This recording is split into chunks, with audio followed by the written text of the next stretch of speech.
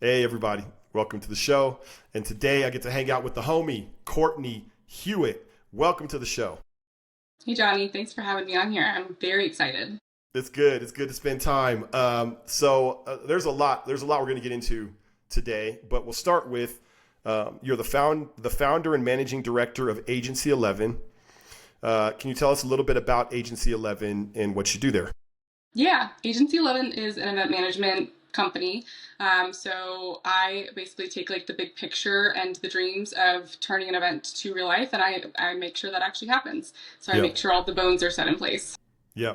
All right. So that is the heart of what we're going to talk about. So we're going to dig deeply into that, into why you do that, how you do that. But before we dig into that, what's an interesting fact that not everybody knows about you? My most interesting fact that I keep in my back pocket is at one point in my event management career, I had to figure out how to rent a mountain in Canada for a Volvo client. Yeah. It was a private mountain, and they just pointed at it and they said, "Hey, can we figure out how to rent that?" I said, "Sure, okay." So that I did. And was it hard? Yeah, it Is was it? Is it? extremely hard. Yeah, How hard? it was not easy because it would be different if it was like public land. I just go to the government of Yeah. Canada, but no, it was not. So it's a whole Yeah. thing, but we got it Yeah. done. All right. Sorry, I'm still curious. Like, what was the first? Somebody points at a mountain and says, "Go rent that." What is the first thing you do? You know what's funny is that I actually went to like the neighboring businesses and like buildings and houses, and I said, "What do you know about this mountain? Who owns it? Who's your neighbor of this mountain?" And I eventually got connected to like an emergency like fire like the firefighting that's Yep. like for the mass Yep. yeah. So I got connected to them, and they were the ones who actually brought me in contact with this private landowner. But Wow. they were because they were managing for the firefighting side of it. So it's very, very strange. That's But how long did that take? a good couple months. Yeah. Okay. That's crazy. All right. So we know that you are resourceful. Yes, you have to be resourceful when you get asked big questions from a client who's, they've got big dreams. We Yeah. make big dreams happen. So were you like that as a kid? Yes, you know what's funny is I was thinking about that, and I think a lot of where drive and my energy and like what I do it stems from me as a child. Like I was wired from the get-go to kind of bring structure and order into the chaos. Like I'm the oldest of four, and Mm-hmm. with that comes some organic and natural ability to lead and direct and kind of, bring the cattle in. Yeah. So Yep. it's worked in my favor, and I just started realizing that recently, like how big of an impact that's had in how I live my day to day, and how naturally that started from a very young age. So give me an example. Give me an example of young Courtney bringing the cattle in, so to speak. Like, what did that look like? The cattle were my crazy younger siblings, so the it was a lot of three little toddlers running around. They're within a year of age of each other, all three of them, Yeah. and so three little toddlers running around, and me literally like corralling them like actually like Yeah. cattle, Yeah. Yeah. and to playing a game that they didn't know was a game. Yeah. So it's like kind of mind trickery at that point actually, but it worked. Yeah. Okay. That's so cool. It sets the stage for I think a lot of what comes next. So you've ended up in this industry where it's high stakes, right? Like you're paid to come in and make this complex event go off without a hitch. You're the primary person responsible Mhm. for this happening. Um, Tell us a little bit about how you ended up there, right? Yeah. So origin story. Yeah. So when I first graduated college, I wasn't entirely sure what I wanted to do. Um, I thought I wanted to get into like healthcare administration, like oversight of hospitals and things like that. And I quickly found out that that wasn't the right path for me. And one of my girlfriends actually reached out to me with an opportunity where she was living because I was looking to live there. And it was for an event coordinator position, and I didn't know anything about it. But I Yeah. was like, sure, I'm interested. Yeah, I can do Yep. that. I can Yep. like coordinate details. I could do that. Yeah. And so I found myself in this position and opened my eyes to an entirely new world that I knew nothing about. Like, I think Yeah. it's very common for people to, like, we all go to events and big experiences, and, you can go to your local farmer's market and that's still a type of event, but we're all going to big events all the time. Yep. No one's really thinking, well, I shouldn't say no one. It's very rare that you're actually thinking about what all it goes into building out that event. And so when I first got brought into this world, I was like, wow, like my eyes were really opened into all of the mass that goes behind the scenes to build out an event that you just get to experience and not think twice about. It's so fun, and Yeah. it's so fun to see come to life. And so yeah, when I first started out, it was just this realization, and I was quickly learning so much, but I also found like, wow, I'm really good at this, like Yeah. naturally, and it Yep. comes naturally to me, in kind of seeing all the like seeing the big details, and then also seeing every square inch that makes up the mountain of those big details. Yeah. That kind of builds out into what event management and event planning is. I see what you did there with the mountain. Yeah. Yeah. Yep, I did. So here's something interesting. So you say you were talking about the big event, and we all get to experience these events, and you're right. When they're done well, we're not thinking at all about what went into them. You get to basically go behind the curtain and see all the thousands of things that are happening in order to make that event. And your response is, wow, this is fun. Well, Right? Johnny, when you put it like that, Right? yeah, it sounds a little crazy, Yeah. but yes, actually, that is. I was like, Yeah. wow, this is really cool. I Yeah. love seeing how to make this whole thing come to life and seeing all the details. This is fun. So Yeah. yeah. Yeah, I want to highlight the uniqueness of that, because I think about going behind that curtain and it makes me physically ill. I think that's a more common response. Yeah. Yeah, I don't want to see. I don't want to know. I am not interested in knowing what the details are. That's amazing that that's your response, right? That says something right there just about your wiring, right? Absolutely That does. Yeah. you have I this think crazy. yours is the more common response that Yeah. people don't. And so I actually am producing events for you, like Yeah. so that you don't have to look behind the curtain, but so you don't feel any bumps. You just get to experience a seamless event as you're walking around, which is so fun for me. Well, I want to be working with the person who's like, oh, details, how fun. Like that is who I want to be working with for sure. Yeah. Yeah, because it'll get done. So can you tell me what is fun about it? What is it like when you say fun? Yeah, what do you mean?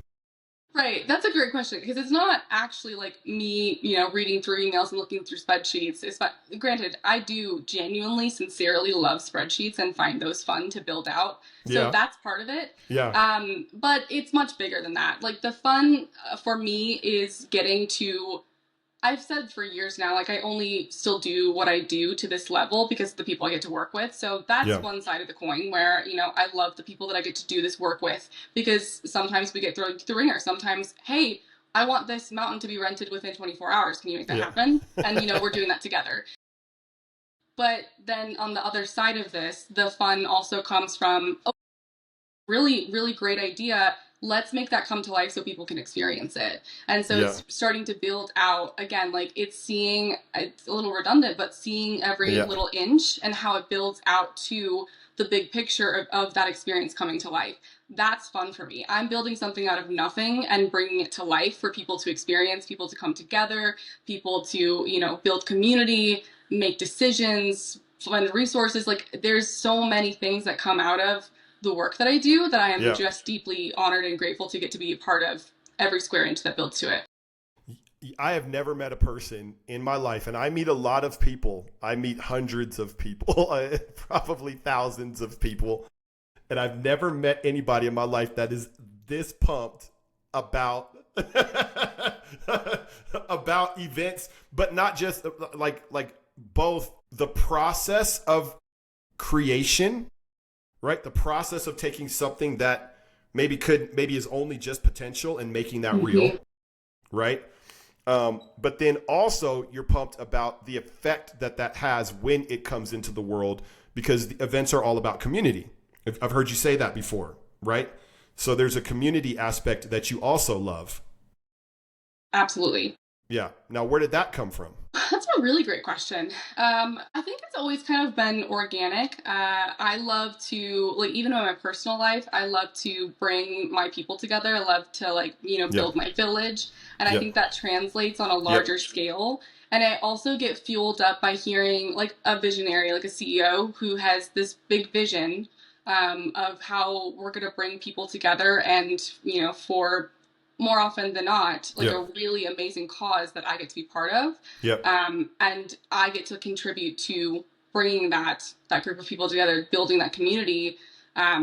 So I guess it kind of organically spiraled. I haven't really thought about it in terms of like what was the impetus of bringing like that, but I've always really found joy and vibrancy in being in community myself. So I think that naturally translates into me wanting to help build that for other people. I heard something when you were talking that actually really strikes to the heart of what I love to see in the world. I mean, even why I do the show, right? I love to understand the people who have discovered their niche of how they make a difference in the world and then have wholly embraced it, right? So, you see your piece in the puzzle as you love to lock in like a puzzle piece with the visionary CEO, founder, who's got this big, beautiful idea that would never happen, right? I'm one of those people. I can tell you how many. I can't tell you how many ideas I've buried in the cemetery. I literally can't because it's probably millions. um, no idea is guaranteed to come to life. There's a lot of work and a lot of sweat and a lot of blood that's required Mm-hmm. for. But being comfortable, like, okay, I get to be this stage. I get to own this stage of that thing happening. But not only I get to, but like I am comfortable with that and I'm happy with that, right? Happy just being what God made you to be. Mm-hmm. That's what I hear in the way that you speak, and I resonate with that because I think we feel pressure that we have to be everything, Mm-hmm. and we often lament the things that we're not, right? Like, Yeah. There's so many different, like personally, as you're saying that, I'm thinking about like there's so many different departments in an event planning and like building and creating an event. And I have worn many, many hats throughout my career in wanting to learn how to do all of those things. But where my, God given gift and skills lie aren't in, the building of social media templates and yeah, the marketing and XYZ. It's really like being at the top, seeing all of those pieces come together, and then having the oversight to bring it together and kind of systematize it, and build the operational integrity and the foundation for everyone who has each of their gifts, bring them all together.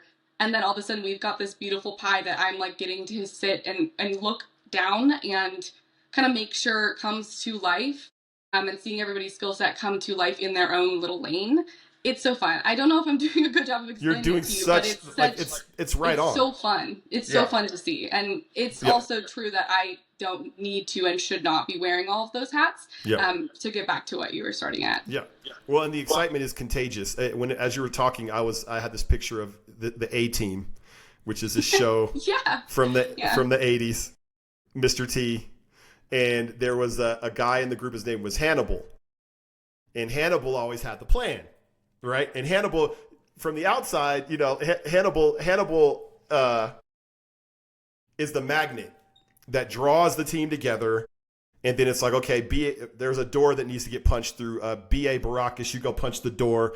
And then somebody needs to blow up the helicopter. So this dude, and then somebody needs to get swindled. So Face, you go over there and swindle. But, like that was part of what the draw of that show was. Everybody's playing their part perfectly, right? It's like a dance. And so you're Hannibal. That's the point of the story is. Well, and the fun thing with that too is that Hannibal is actually able to see, like, I know that your skill set, your gift is knocking through the store. Yeah. So you go and do that. Like, I'm enacting, I'm empowering you, I'm encouraging Yeah. you to go do that thing so that this person can do their thing and this person can do their thing. And I kind of get to act as like the glue that holds all those people and all those gifts together. And Yeah. it's so fun for me. It's Yeah. so energizing. Yeah.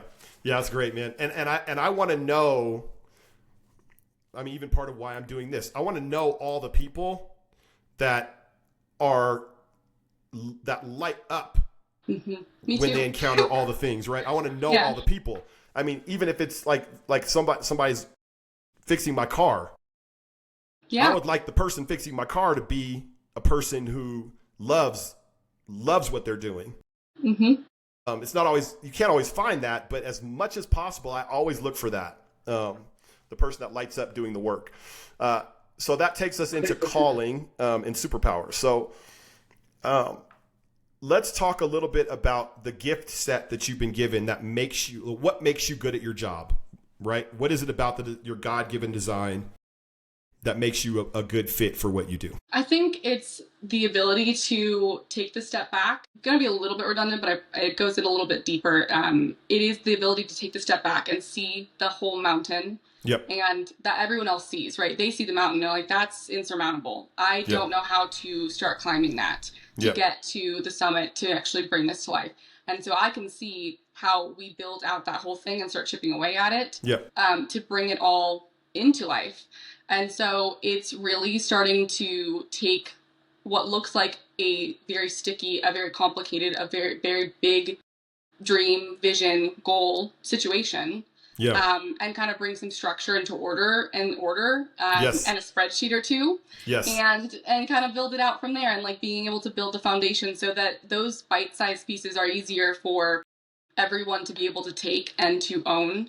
And so I think that's my God-given skill set and my gift. And like, that's what I'm able to, like, my superpower is being able to see all of that and bring it together and bring it to life.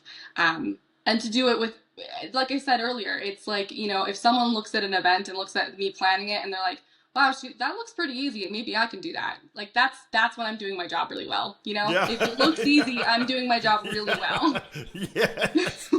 Oh, that's a great way to put it. Yeah, that's so, and that all is right. Like you took the Superpower Quest assessment, core drive of order, right? So you want to bring things to a place of excellence and perfection. Yeah. Organizer, your primary hero types are organizer and leader. That's a pretty powerful combo. So, you know, that's like both taking the mountain, you know, the visionary says, hey, there's a mountaintop. I like that mountaintop up there. Yeah. But then you ask the visionary, okay, how are you going to get there, and how long is it going to take, and what supplies do you need, and does anybody have the maps? And the visionary starts to cry at that point, right? And you're like, no, I love this part. Right? Yeah. Like, I love this part. Let me tell you. I'm like, I have the map actually. Yes. Like, look, I built you a map. Yes, I've got the whole thing. You're fine. Yeah. You're fine. We can get there. But then it's not just the organization of systems. It's also the leader, or the, you know, in the 6 types of working genius, that's the galvanizer. It's like, oh, and you know, I'm going to unlock you to do this. I'm going to empower you to do this, right? Like, I'll be the hub, but y'all are the spokes, and we'll make sure that everybody knows what they're doing and everybody is clear so they can get on the same page. It's actually rare to meet somebody who has both of those gifts. I would agree, actually. Yeah, it's not easy to find. But that person would be hyper effective at what you do, right? Because it's the people and the process. And then your alignment. Very much is the people in the process. I love the way you put that. Because I think a lot of people look at event planning and they're like, it's systems, it's processes, it's tracking, but it's also the people. It's the people management. It's hearing someone's vision and being able to like actually digest it and turn that into something that, you know, the technical director could understand, or the graphic designer can understand. Like, I take all that information from my client and then I disseminate that information to my team in ways that they can understand to bring it to life. Yes. So it's about the people just as much, if not more. Yeah. That's it's amazing. So then let's talk about calling. So that's your design and your gift that makes you able to be good at your job. Now when I say calling, there's a reason this lights you up, right? There's something that you're that you're achieving in the world that feels worthwhile. So what is that? How would you articulate that? And that's okay. It's going to sound a little bit like what you've said before, but I do want to give space for you to just answer that one straight up. I think actually this question makes me drawn towards more of the community aspect. Yes. And so like my calling, I feel, yes, it's the details, it's the logistics, it's the, the inch of the mountain, every inch of the mountain, sure.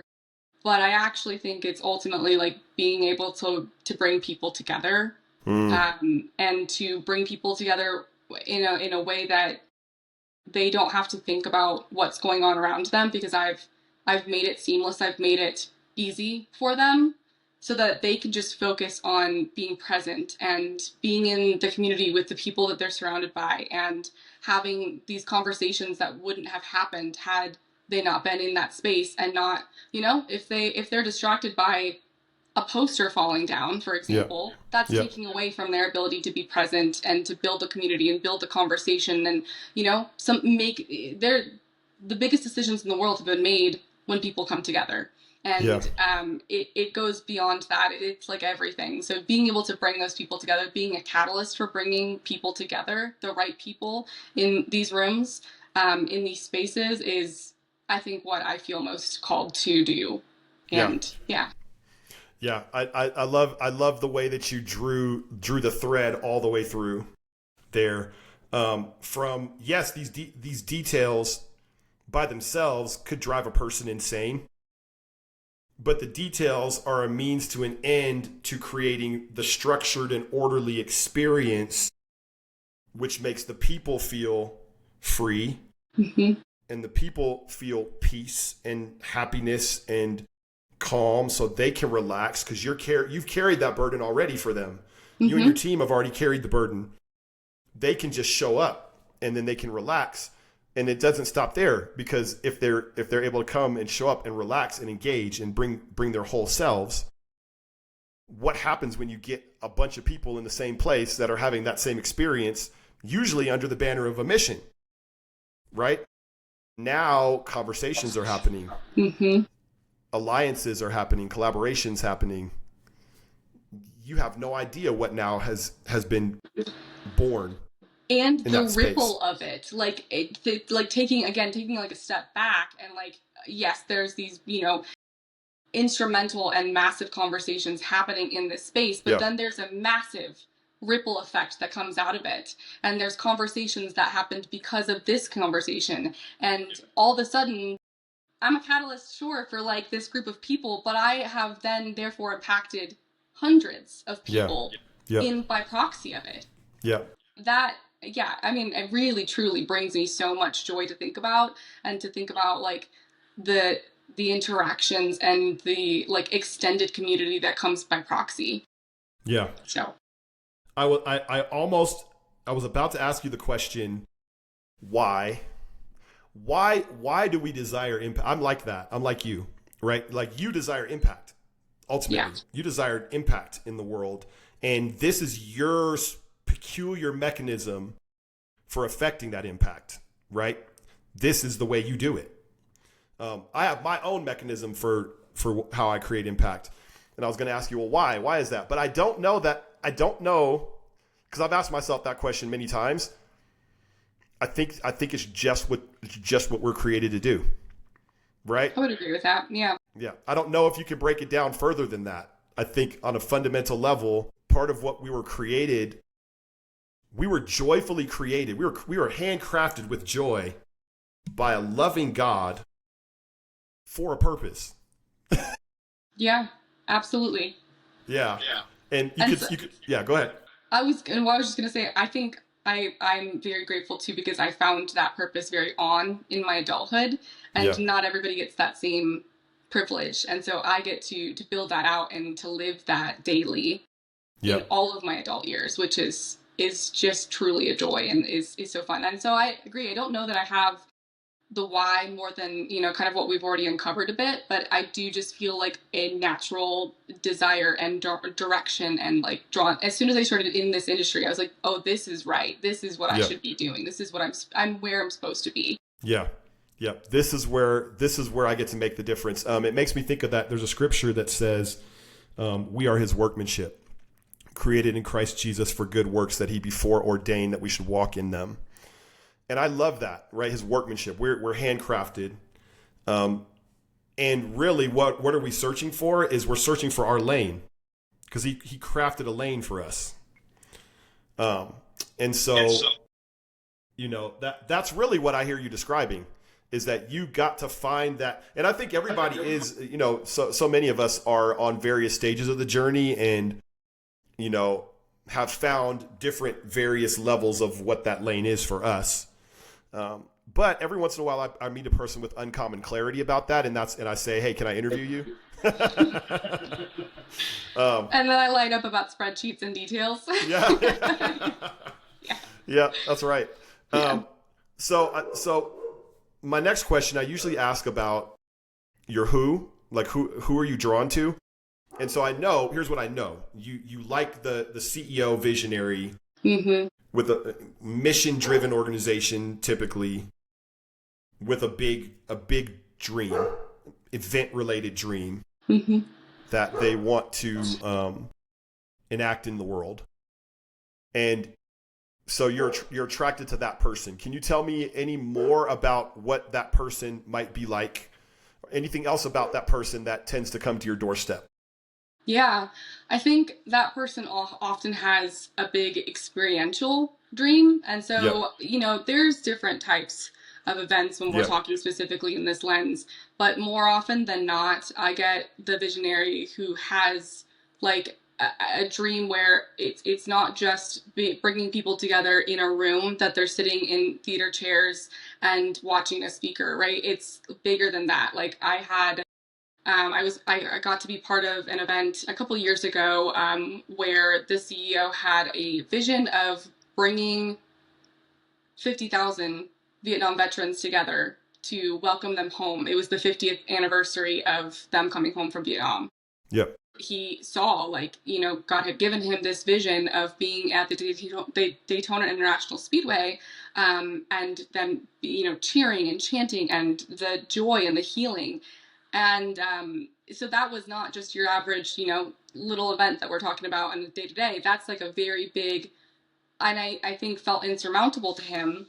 Yeah. But we were able to bring that to life. And I have a photo actually of that exact vision brought to life. And so, Whoa. we did that back in 2022. And it was just, it was, I still, so strange because I still to this day, like sometimes will be, if I'm traveling to Florida for work or something like that, I've had a couple times where that event has gotten brought up and they're like, wow, this was such an amazing event. I did this back a couple years ago and it happens to be talking about that exact one that I helped bring to life and produce. Yeah.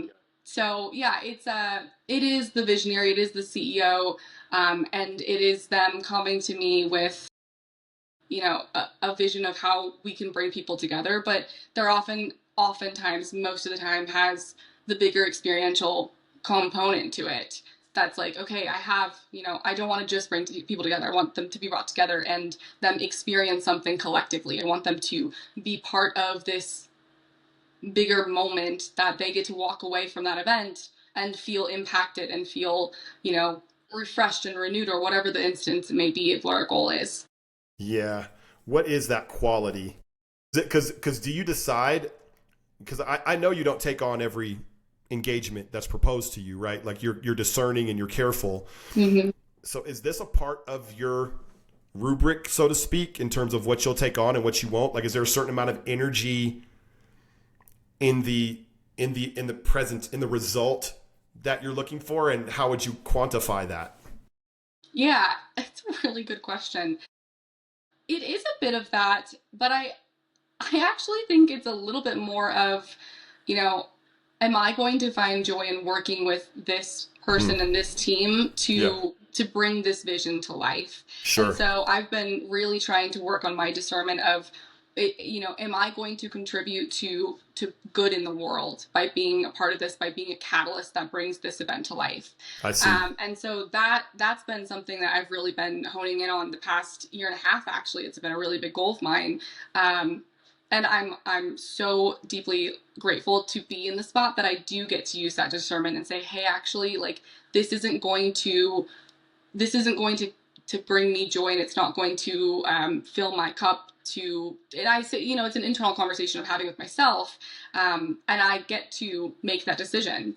So yeah, it's a couple different components, but I think that's been the biggest one for me recently. That's a great answer to the question, and I think that's an uncommon wisdom that you just shared. And I also get there's a conflict with it, because I think a person saying, well, hey, I'm only going to take on projects that bring me joy. Yeah, it's not very realistic. Might sound, but also might sound to a person like selfish or self-centered. Absolutely. And it's not that, right? Because I do think that there's a discerning that's happening internally. Like, is this a fit for me? Mm-hmm. Is this in alignment with what I'm created to do in my calling? Because really, I mean, the most joy we might think, especially in the current generation, we might think, well, joy is my video game, or joy is that nice dinner I got to eat. But really, the greatest joy is being exercised in your calling. Mm-hmm. Yeah. Right? Like, and being able to be passionate about it. And so yes. if I'm not passionate about the event that I'm producing, I mean, I will do still excellent work, but I won't be doing that excellent work with passion and with excitement. And there's a difference. I've noticed in myself. Like, I will still be able to produce, an excellent event, but there's a massive difference in just the way that I show up and the way that I oftentimes, I'm not necessarily a creative, but I find that when I'm in a space where I'm like really energized and really excited for the work that we're getting to do and the event we're getting to produce, all of a sudden I'm creative and I'm like, oh, what about this? What if we do this? What if we like have them be part of this experience? And I'm like, okay, I can see a difference tangibly. Like, intrinsically, there's a difference. Yeah. And that's where the magic happens. Absolutely right? Is. Yeah. Yeah, absolutely. It's something greater than the sum of its parts. Yes. And it's something you're only going to get to experience if you are also willing to say no to situations that you can tell and already discern aren't going to bring you to that place. Absolutely. There's been several times, especially earlier on in my career, where I said yes because, it's also, needing to, when you're early on in my career, I was freelance. And so I was trying to navigate that world. And then when I launched Agency 11 back in 2023, it's like, okay, well, now I'm building a company. Now I'm building a business, and now I'm building a name and reputation for myself. And so I didn't feel like I had the autonomy to say no. And so it is all of those things, and now getting to look back and see that stage of life, and like I'm so grateful that I get to have the space and the wisdom and the ability to say no when I want to right now, because then I don't have to say yes, and then it opens me up for another opportunity that comes that I wasn't expecting. I've had to say no. That in that early on period, I had to say no to events that I really wanted to do, but I was already at capacity. I already was booked up, and so I think that's been another really big component of growing in my superpower. Yeah. Is the discernment that comes with it too. That's a huge element of I think coming into the fullness of your gift is that discernment. There's an author named Greg McKeown who's written excellently on this topic. He's got a book called Essentialism, and Essentialism is basically really helping people in the age of distraction and in the age of options, endless options. I go to Starbucks and there are literally a million things I could order, and it makes my brain want to shut down.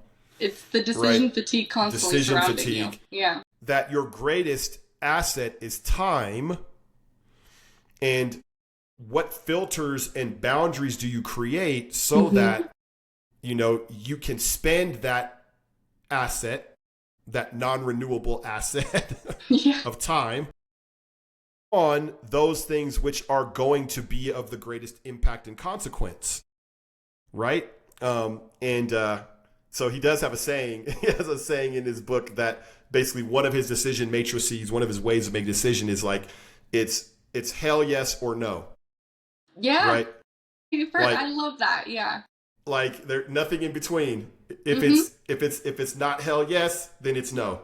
Yeah, Um, I've heard that recently actually, but when you put it in this context, it is even more kind of vibrant actually. yeah, yeah, Yeah. it's cool, and I also understand that's not realistic for everybody where they're at. Yeah. Like I also Absolutely. understand that because you, right, Courtney, small business owners trying to make it, Courtney Hmm. actually has to put in the reps sometimes Hmm. and say yes to things that she's not excited about. Yeah. But in those moments, I found that I was able to take maybe some of the events that I wasn't necessarily excited about, where I was like, this isn't actually like exactly fit in where I want to be doing the work. I was able to build the systems that I now, are repeatable and like really fine tune and really get intentional about building on a larger perspective. So I used that as basically like a foundation so that I could grow from. So it Yep. still had impact for me, and it did still, Yes. you know, I still have joy because now I look back and I'm like, wow, I have been able to grow so much because of those moments that I didn't think I wanted to do this event. And, it ended up being a blessing that I got to have this space to say, okay, well, actually, that didn't work as well as I thought it was going to. Right. We're gonna tweak in the future for Yes. so it's still a win. It's a very long journey that we're on, and we're learning as we go, and experience is part of the learning. And some of that experience is, yeah, I actually have to go experience some of these situations that I thought I didn't want to sign up for, Hmm. because then I learn, and I learn, oh, maybe I do like this about that experience. Maybe this is, or maybe I didn't like that, but I learned this. Or Yep, maybe I have this absolutely. atrophied muscle over here, and that made me work that muscle a little bit, so that the next thing I go into, I've got more to add and more value to Mhm. bring. So yeah, that's it. That's an amazing story. You got me pumped about events. I am genuinely so happy to hear that. I mean that brings me reciprocal joy. Yeah. I think I often I expect people to find this kind of conversation boring because you're like, oh, you're looking behind the curtain. I want to just be a part of the magic. Hmm. But there is actually magic behind the curtain. Yes. It's all the people that are doing the work. It's all of the small details. It's all of the conversations. There is magic in the invisible work that's being done. Yes. And if that wasn't there, then it wouldn't be felt on the other side of the curtain, right? It's an essential part of the whole entire Yeah, absolutely. production. Um, so as we're kind of coming to the end of our time, I would like to hear what your big dream is, and let me give a little context for I always ask what your big dream is. Part of that is because there's a community aspect to what I'm doing. Hmm. I want listeners, viewers, to not only get pumped about the gift of another person in the kingdom who's doing amazing things, but then also be listening with, I always tell people within the community, you have 1,000 keys, but they're not to your doors. They're to somebody else's doors. You've got the keys to my doors. I've got the keys to your doors. We don't use them on each other's behalf because we don't know where each other are going. And there aren't many rooms or spaces where we can learn where other people are going and what they're trying to accomplish, and then maybe open a door for them. So tell us your dream, just in case there happens to be somebody listening who's like, oh, I've got a key to that door. I love the way that you framed that. Actually, it really helped actually open up. Like, okay, I understand a little more. So I think the biggest dream I would have is being able to produce like large scale events. Like I get to focus my time and energy on something that, pardon my like expression, but changes the world. Yeah. And there's all of my events kind of in their own little way kind of change the world, but Yeah. I'm talking like we're really doing good and we're changing the world, and I'm getting to be a catalyst for that in a Yes. big way, like a Yes. really big way. Yes. And in conjunction with that, because I still have my my superpowers side of things, I also want that to be produce seamlessly. So like my dream is Right. to be able to produce seamless large scale events that create, I know, that create real change and build real community in large ways. Like being really deeply involved in like mass experiences, essentially. Man, I love how you put that. Okay. I'm tell you what I even hear beneath the surface there. You are hungry for a challenge. You want something that's going to that you look at it and be like, and everybody's like, I don't know. I don't know. I don't know how that gets done. And you don't even know how that gets done. Yeah. Right? Yeah. Yeah. But everybody else is scared and you're like, oh no, I kind of like this. Yeah. So you There's that yeah, go ahead. there's been several like met several times in my life where I gotten thrown into something. They're like, "Hey, can you figure this out?" And I'm like, "I don't really know," but I did. Mm-hmm. And then I was like, "Well, actually, I can do that." And so, where does that stop? I want to keep doing that. I want to keep getting to be challenged and like Yep. do even what I think is not Yep. realistic and maybe impossible, but it's not. All right. Can you give me a few examples of events that are at the scale of where you are swimming towards? Yeah, I think the most common example would be like a festival type, that level of, amount of people and experience, and everyone's kind of experiencing that together. But I think Mm. it's not so much the actual like festival part of it. That's just what it comes to mind in terms of that brings a community of like-minded people together Mm-hmm. and experiencing all the same thing and experiencing it deeply. And so Yep. it's that kind of concept. And I don't know if I have a like a more specific Okay. example of like an actual event to produce, but I think Yep. that is the kind of realm and direction that I'm like, I crave being a part of. That's a large amount of people all being deeply impacted, and I Yeah. love that. Yep. um I've been a part of many like experiential activations where, it's more for like a marketing side of things. And I love the feeling I get for that, but I don't think it's not filling my cup and it's not bringing me as much joy because I'm not like contributing to missional impact of doing Yeah. good.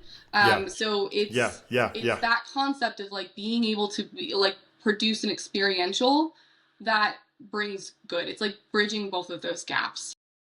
I'm going to ask a few more. It's great, but I'm going to ask a few more questions on that. So the first one, I'm going to let you choose which one you want to answer.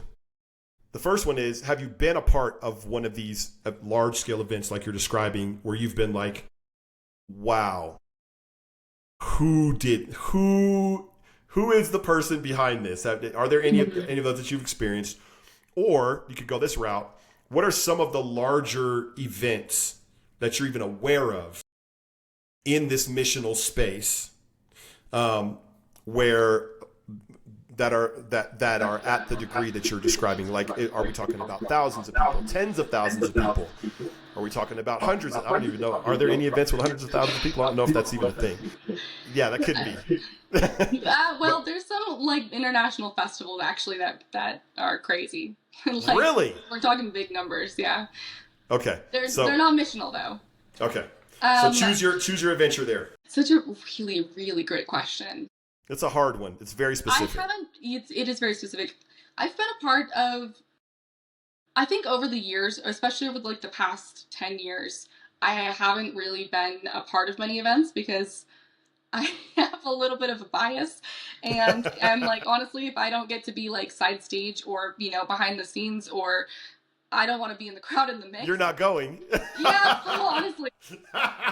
So I think like I'll probably lean into your second question, that there are some international organizations that are doing really big things, and really big movements. Essentially, it's like larger than just an event; it's a movement, Mm-hmm. that I look at and I'm like, I know I would feel so much joy in being able to be a part of this movement. Yes. And it's I don't know that I have paid attention enough to like know and give you a Yep. specific name of one, That's but I fine. know I've Yep. seen and like I've experienced and seen in passing like, okay, how do I get a part of something like that? Mm-hmm. Like that's what I want to lean into, but Yep. it's all of the work that I've been able to do has been through my network, which I'm again so deeply grateful for. It's Yeah. an honor and privilege that I don't take lightly. But I'm like, Yes. how do I expand my network into those Yep. spaces, Yep.